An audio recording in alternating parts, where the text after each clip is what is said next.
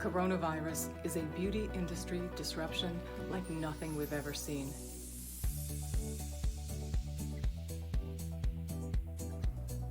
The beauty industry is resilient and it is resourceful because people who work in this business are capable, creative, and compassionate. In recent days and weeks, ingredient makers, manufacturers, brands, and beauty industry allies have been responding to the COVID-19 pandemic in noble ways. Production facilities that have never before made hand sanitizer are now turning it out in bulk, thanks to companies like Clarins, LVMH, Coty, Amway, L'Oreal, DSM, and IMCD, as well as small brands willing to pivot, like Mizzi Cosmetics in Portland, Oregon, the Sexiest Beauty in New York City, and Moonlit Skincare in Los Angeles, California. Personal care and household products manufacturers have also stepped up production of industrial disinfectants.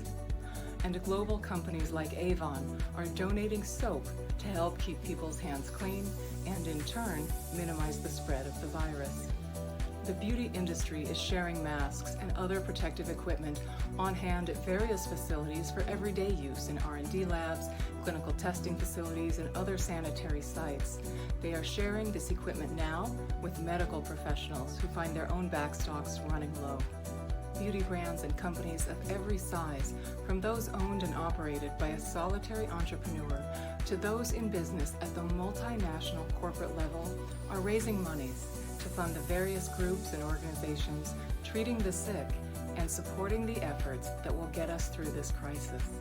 Some individuals in our industry are fully occupied now with caregiving responsibilities, working around the clock, teaching kids, feeding family, and caring for people with illness and particular needs. Others are problem solving for their businesses and employers on a moment-to-moment basis. And most have a foot in both their domestic and professional worlds at any given time right now. All the same, the business of beauty marches on. The Fragrance Foundation and countless brands just celebrated International Fragrance Day, which was Saturday. They celebrated with online content and uplifting art by painter Rebecca Moses, as well as with discounts, promotions, and educational features.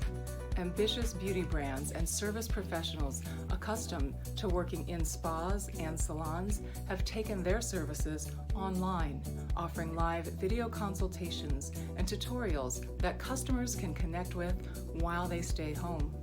Legacy brands are regrouping to focus squarely on direct-to-consumer retail strategies, and diligent, optimistic entrepreneurs are launching new brands to the marketplace even now. I'll be honest, as a writer in our current moment, I don't know exactly what to do. But I do know that if we trade notes, share experiences, and pool our resources, we will come through this pandemic in pretty good shape. In reply to a recent post I made here on LinkedIn, independent beauty brand leaders have expressed an interest in buying packaging in partnership with other small brands to together purchase the necessary minimum order quantities set by many suppliers based here in the U.S. And insiders working at multinational organizations have asked if it might serve our industry well right now and in the near future if manufacturers shift where exactly materials are sourced from. This pandemic assures that there are manifold challenges for every person, brand, and business in and beyond beauty. Smart businesses in the cosmetics, personal care, and fragrance space are cooperating to support their communities during this crisis, and I am confident that smart businesses all along the cosmetics and personal care value chain will continue to cooperate in new and meaningful ways, even with what we might think of as their competitors on the other side of this pandemic.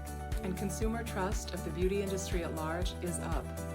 Thanks to the efficacy of soap and sanitizer and the reliability of manufacturing facilities working to keep these much-needed personal care products in ready supply to the medical community and everyday people as well. In fact, online search statistics from the data science company Spate show that by the end of the first week in March, Google searches in the US for hand sanitizer were up 275% year over year. And that same week, searches for how to wash hands were up nearly 80%, according to Spate. Life as we knew it has been thoroughly disrupted by the coronavirus.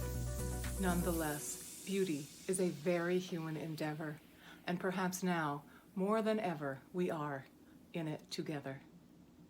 DUviews is filmed in New York City. Thank you for watching.